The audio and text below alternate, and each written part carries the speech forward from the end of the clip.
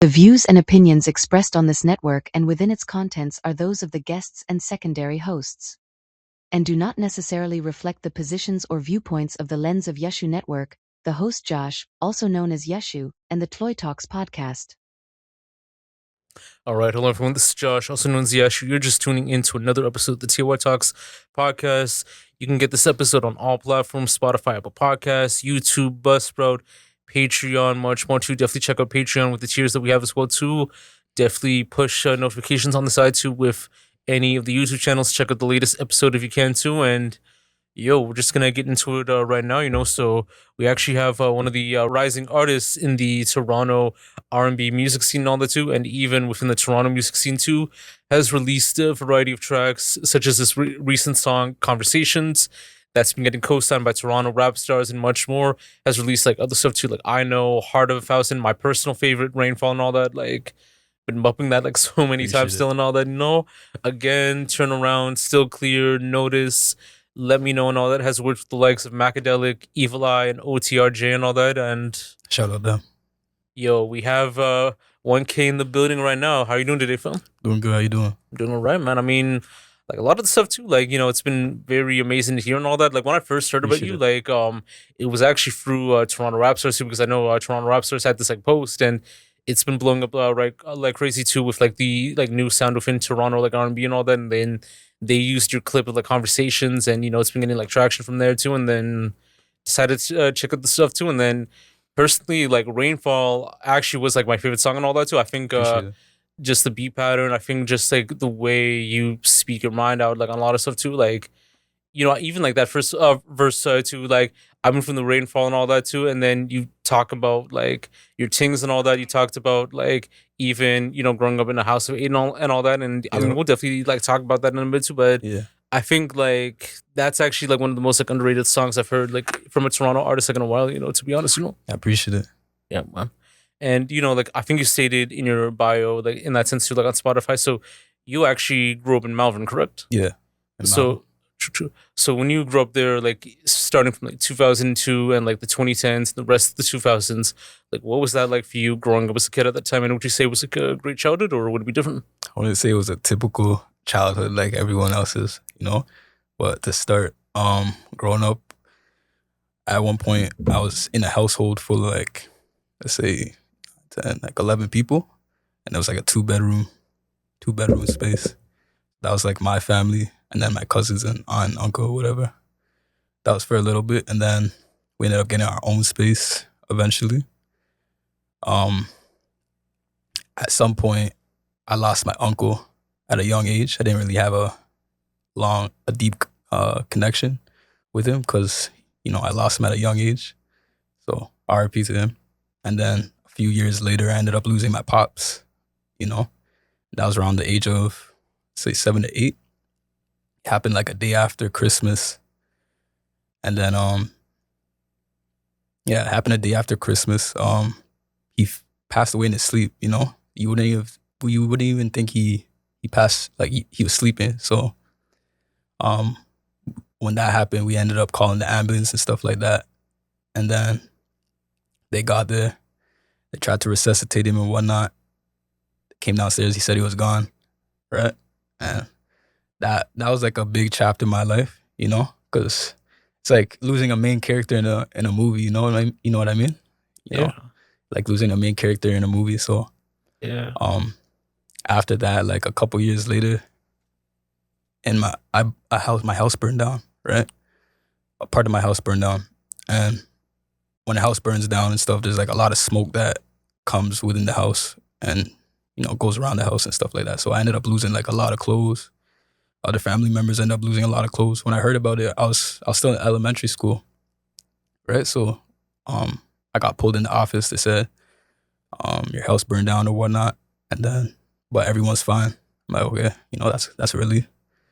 And then that's where it comes to play, where I ended up moving into an apartment. Well, no, first I moved into my grandma's crib. And that was like my family full of 8. And then like my aunt, uncle, whatnot. And then we ended up moving into an apartment full of 8. Yeah, man, no, that's tough, because like, like I know with some people too, like when they grew up like with families and all that, some like might not have like a present like father in their life too, due to that father might not like taking like that right decisions to being like a parent and all that too. Sure. But with you, your dad was like still in the house and all that, being a proper parent. Just like life hits like differently too, like when you passed away too. And I guess I'm assuming he was like the glue like in the family, like someone that held like everything like together, like when he was like alive, like in that sense, right? A part of it, yeah. I'd say that. Yeah. So like even like adapting to it like in a way too, like did it like affect like your mental health in a way too, like even growing up, like going to school, like, you know, dealing with like home life and that type of stuff too, because some people make, you know, like wrong decisions or stuff that kind of like leads into like a wrong path and all, you know? Well, typically, when you lose someone, you know, everyone goes through a grieving period, obviously, you know, which I went through at some point in my younger age. You know, everyone deals with grief differently. Some people deal with it in a healthy way, some in a not healthy way. But I made sure to deal with my grief in a healthy way as much as possible, because I know, you know, I have people counting on me too, and I kind of use that as fuel. You know, I transmuted that death into like power, to strength, you know, resilience and stuff like that. So, yeah. All right, man. Malvern, like I know like it's like very big for like music within the community and like everything else too. And I mean there's like a lot of like heavy hitters like that kind of group like in the Malvern area, like in terms of like music and culture and all that too. So to speak more about that, like what makes like that neighborhood such as like a place of like excellent when it comes to like the music, culture, like the art scene, like everything else, you know? I would say there's definitely a lot of talent in the Malvern area. Definitely. You know, everyone has their own lane and their own artistry and, you know, just their own background and stuff like that. And it's good to see a lot of talent coming out of Malvern, you know? A lot of people making moves and doing their thing, for sure. All right, proper, man. And I guess like your first introduction to music, like, did that, you know, usually come from like school? I don't know if it came from like other family members, and were there like any artists or genres that you kind of like grew up like listening to and all that? I heard a lot of R&B, you know, reggae, music like that, and specifically like Chris Brown, Drake for sure. Who else? Frank Ocean, heard some of him, some Lil Wayne, you know, those type of artists, and then eventually ended up transitioning to like Brant Fires, Bryson Tiller, some Drake too, Chris Brown. Yeah, those type of artists. All right, proper. And from that, like, was that, did that either like led to you like making like music like and singing like at that time too, or like how did that like initially start? Did it start from like the home or school or anything, from anything like that? Or Honestly, when I started like writing music, that was probably around, I'd say like 14, 15, where I was just writing music, incorporating some of my life experiences within my music as well, and just relatable things. But at that time, I wasn't really taking it serious. It was just something I was doing on the side, writing music and stuff like that, right? And then it was until like end of my high school year, grade 12, where I started taking it more serious. It was a friend that got me into music. When I first got in the studio, he got me in the studio first, you know. I recorded my first song. I didn't really know what ad-lib and stuff was. And then, yeah, I think the first song was Pain.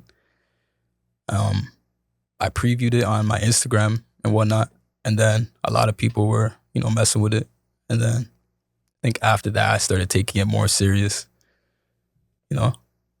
all right, proper, man. And like I guess were you like the only one in your family that kind of like made like music at that time too, or like did you have like any like brothers, sisters, aunts, uncles, like mom or anyone like that that kind of made music or like were involved in music in some way? I have other siblings that kind of sing, but they didn't take music serious. It's not really the thing, you know. So like I'm like the first one in my family to really like pursue music, you know.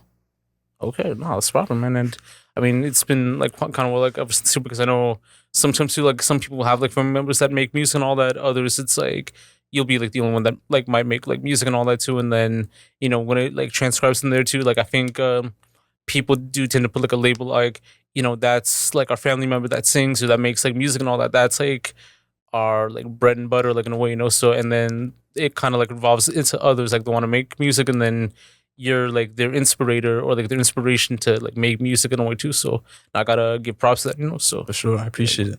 sure. I just want to dive deep back onto the whole like family like of eight situation too. So even in an environment like that, like, you know, like being like cramped in a house too, was it like very like hard or challenging at times too, or like was it something that you kind of like adjusted like very like carefully and all that? Yeah, at times, because, you know, when you're living like in a 2-bedroom apartment full of like 9-10 people, it gets a little bit crowded and stuff, you know. But again, it's like it was a stepping point in my my life, you know. So definitely wasn't the most comfortable situation, but, you know, it happened, overcame it, and, you know, now we're here. But it's definitely a key point in my life that was very memorable, and yeah. All right, proper man. And like what inspired you to do this? Like, you know, to become like a singer-songwriter and artist and even take it seriously and like take it to like the next level where like people start to recognize you and all that? I believe I have a voice, you know, and I believe I have a good voice when it comes to music, and I wouldn't want that to go to waste, you know what I mean? And not only that, but when I first started putting out music, I noticed a lot of people were messing with it. So I'm not only doing music for myself, but also to share my music to my supporters, my fans, you know. And, you know, I get messages and stuff like that that some of them relate to my music, certain lines and stuff like that. And, you know, that keeps me going too, you know what I mean? But myself internally keeps me going first and foremost. But, you know, I like seeing messages where, you know, people are saying this helped me, or this is relatable, I could understand where you're coming from in this, and stuff like that, you know. All right, proper man. And as far as like the influences like going all that too, was it like the artists that you've mentioned before, like the Brent Vices, the Bryson Tillers, the Chris Browns, or would you say you have like other like influences like when it comes to like your sound in a way? I would say mainly those guys. I'll definitely say another artist. Listen to Party Next Door, he's tough, you know. All right, proper. Yeah. And those are like artists that you want to like work with like musically someday, or do you have like any other ones like in mind and all that? I would definitely want to work with them at some point in my career. There's more artists too. I would definitely want to work with female artist, Thames. I would want to work with her. She's tough. There's more. Central C, he's tough too. Damn, I can't really think of a lot off the top of my head, but there's definitely a lot of artists right now that I would work with. Sure, man. I definitely see you with like, you know, like artists like They're more Hurricane. R&B artists. Yeah, like R&B stuff. I definitely see you with like Hurricane Wisdom. Yeah, he's tough. Friday. Like I know like those two are like very Yeah, tough. Friday's tough. Kalen for real. Like he's like very dope too. Even like some of like the Atlanta stuff too. Like I definitely see you, you know, working with like artists like Jacquees and all that, or Yeah, Jacquees artists is like tough. Young Blue and all that. Like I think like that might be like your lane, like in a way, you know. And I think like when I hear like the chemistry and all that, like, you know, like that vibe like tends to work, you know. Yeah, appreciate it. Sure, man. And you know, what's your creative process like when making music? Like what like a day in like making music or even being at the studios, like, you know? I have different creative processes. Sometimes, if I'm not pulling out a beat, sometimes I'll hear a melody in my head, and then I'll kind of replay that melody in my head and then start putting words together, like a first line. And then once I have like my first line put out, I'll start with the second line and then the third line and put together like my pre-chorus and then a chorus. And that's one of them, like just without a beat. And then another one is like where I'll find a beat and then I'll write to it with the melodies and stuff like that. Like I'll hum out the melodies and stuff and then start putting words together, like the chorus, the verse and stuff like that. But I'll think of a topic for that specific song, whether it be like, you know, a specific point of my life, a certain point of view of a certain situation within my life, or just my present moment, stuff like that, and just put it together in a song, or just like different perspectives on a certain situation, you know? All right, man. Sometimes like in the studio, sometimes too, if I don't have my full song completed, I would freestyle some of the song in the studio too. I think even that too, like just the whole process of the song making is very, I like the whole process of the song making, especially like the final body of the work and stuff like that, you know? All right, man. No, that's proper. As far as like, the whole like studio setup, do you prefer like more of the home studio thing, or do you do like like all of your stuff like, in the actual like studio and all that?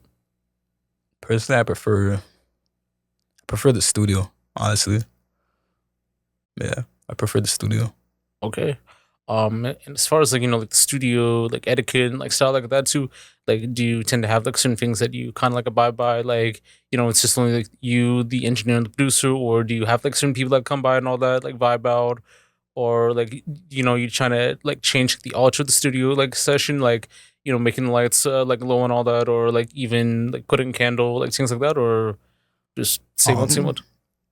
Sometimes I'll ask my engineer to put like the lights low, depending on the vibe that I'm feeling for that day. But yeah, that's typically it. Like I'll All right. tell him to change for the change the lights, True, true. stuff like that. All right, man. And out for like even like just like being the element too, do you kind of like drink or like blaze up to be in the element, or do you feel like it's not really like necessary like when recording? Nah, I don't drink. Just water, or All right, I'll man. drink a tea before my studio session, just to clear up my throat. Okay, that's proper, man. And as far as your like stage gym too, because like 1K, like I know like the one like I know you have like the zero on it too. So how did you like get that name, and like what's like the whole like backstory behind it? No. Yeah. The backstory behind 1K, honestly, is just trying to put your 1,000% in everything that you do, you know, and everything that you do, and yeah, it's pretty much where it came from. Okay, no problem, man. And I mean, you have like a lot of singles right now too, like conversations, like that's like the recent one. I'm getting like a lot of like co-signs from that, and like I know, Heart of a Thousand, Rainfall, again, Turnaround, So Clear, Notice, and like Let Me Know, and all that too. So, like, what were like the creative processes and inspirations for the tracks? They all had different creative processes. Honestly, like some of them, as I mentioned before, some of them had like a process where I didn't pull out a beat and I just had a melody in my head for that specific song, and then I would match it with a specific beat. Like I think that I did that for Conversations. Like I had a melody in my head and I just put the whole song together, and then I mashed it with like a beat that went with the song, that correlated with the song. And then some of them, like I pulled out a beat first and then started putting together the lyrics and stuff like that. And then some of them I went to the studio and freestyled parts of the song, and then went back home and like written some of it, and then went back to the studio and recorded the rest of it. So yeah, typically that was like the creative process for all those songs. All right, proper, man. And like I know like right now you don't have like an album right now and all that too. So are you more inclined to do that like when you have like a full body of like work so far too, or do you feel like even with the amount of like singles that you have right now, it's like time to drop like that album? Like no. I definitely think I'll put out an album at some point for sure. Not right now though, but maybe an EP, you know? We know soon. All right, An proper, EP man. for sure. Proper, man. Do you ever feel like singles connect more than like albums and all that too? Because I know like some people they become like successful like off singles for the most part. Others they're more known for like the albums and all that too. But do you feel like it's like one or the other that kind of makes like people get attention, or do you think it's like kind of like the same? I think it depends. Like if it's a mid album, then I think a single will overtake an album. But like if it's a really good body of work of an album, definitely an album can overtake a single. It really just depends, you know? Sure. Yeah, because I know like nowadays too, like I know like there's certain artists that had like, famous singles, but they couldn't really like put together like an album in a way too. And then there are artists that have had like successful albums, like like known albums, like known to like man in a way too, but like they never really had like a single that really like charted like in a way too. For sure. Like I could name like a few examples too, like MF Doom, like he had like one of the most successful albums for like Mad Villain 2, but he never really had a very well known like single that got people like like paying attention. Then Bobby Schmurda is like another example for having like one big single or like two big singles and all that, and then there wasn't like an album or EP that really stood out like aside from maybe a single or two and all that too. So like it all like varies. Depends, yeah, for sure. I agree. Sure, man. As far as like like working with like a lot of people too, with like Maccadelic, Evil Eye, and OTRJ, like how did you manage to like link up with those, and like how was it like working with them? With Maccadelic, I think I seen some of his work on Instagram, and then I DM'd him. No. Someone put me on to him at one point that I was working with at some point. he actually set it up, like the whole music video. I think it was for Rainfall. That was the first one where me and Maccadelic worked together, right? And then after that, me and him just started tapping in and working on more songs, like Let Me Know. And then, what was the next one? Nah, I can't remember the names off the top of my head, but yeah, we had more songs that we ended up recording after. Some in Niagara Falls. Probably have like five or six videos out together. And then OTRJae, I seen some of his work on Instagram too, and then ended up tapping in with him. We shot to Heart of 1,000, and then Conversations. Our relationship on set, honestly, it was good. It was chill. No issues or nothing like that. And yeah, they're both talented, very talented. And Evil Eye too, I seen his work on Instagram and had to tap in with him too. They're all talented videographers for sure. All right, proper man. Do you feel like it's important to have like a good like videographer or producer or like engineer to help like create like with the sound too, or like do you feel like like having like one by one, or do you feel like working with like a lot of them like could like help out like in a way to have like variety in a way? Do they help out like with the creative process? Or? Like yeah, in a way with like your brand creative process and all that too, because I know like like an artist will stick by to like one videographer, one engineer, one producer. Others it's like they want to work with like a lot of people to kind of get different ideas, different styles, and like different like moments and feelings and all that. Definitely think like I'm not just tied to one videographer, because I like tapping in with different videographers for sure. At first I was just working with Maccadelic, but for different songs I want to tap in with different videographers, because every videographer has their own talent, their own niche, you know what I mean? They specialize in specific stuff. So I definitely like to look at certain songs and see which direction I want to go towards with a specific videographer, All right, proper man. And I mean, I think one of your biggest co-signs right now is Toronto Rapstars. Like last year, I think it was like one of your biggest breaks where they co-signed the Conversations like music video. Like I think they posted it like almost like every other day and all that too. So yeah. How was that feeling like getting co-signed by them like for the Conversations like music video? For the specific one, there was one with the slideshow with a bunch of different artists that he incorporated me with. There's some artists in Scarborough that he incorporated me with in the post, and it was just showing love, showing light to the the artists, upcoming artists and stuff like that. So it was definitely a good feeling. Yeah, it was definitely a good feeling, and shout out to Toronto Rapstars for that. All right, proper man. And as far as like immersing yourself into the Toronto GTA music scene, how did you like do that, and how was that experience like being with like many like-minded people, like networking with them too, and even having like potential songs with them like someday? Say that one more time. Like immersing yourself, like being like in the scene, stepping foot into like the Toronto GTA music scene too, because I know some people they'll come by, like they'll interact with like a lot of like people, whether it's like a videographer, producer, artist, engineer, fashion designer, and all that too, and then they connect, work out, like exchange contacts and all that too. So, how was that feeling? Like, when you like immersed into that, and even being with like-minded people that could like help you out, like in the scene and all that. Yeah, I definitely think there's a lot of talent in different areas, not even just music. I think there was a event that Toronto Rapstars hosted where a bunch of different creators came out, and a lot of networking was going on. Different people that did different like content, and like people that do Twitch and TikTok content and stuff like that. A lot of different talented individuals. So I got to tap in with some of them, and yeah. All right, problem, man. And being from like Scarborough away too, which is like a part of like Toronto, how do you feel about like the current state of the Toronto, the Canadian like music scene right now? Do you feel that there should be some changes on the direction of where the scene should go to, or do you ever feel like it's like fine the way it is to, like just with how the artists are kind of like working on like right now, so? In terms of the direction, personally, I think one thing that could be added, because I know I've heard a lot of people kind of like speak about it, but doing shows in like Toronto and stuff like that, I think there's not a lot of opportunities that's where people is able to perform out in Toronto. I think there's for specific reasons, obviously, but I think that should open up, an avenue where more artists can perform in the city. And I know there's, specific reasons why, but I definitely think that would open up a lot of more avenues for artists to perform and stuff like that. Yeah, I definitely get it, man.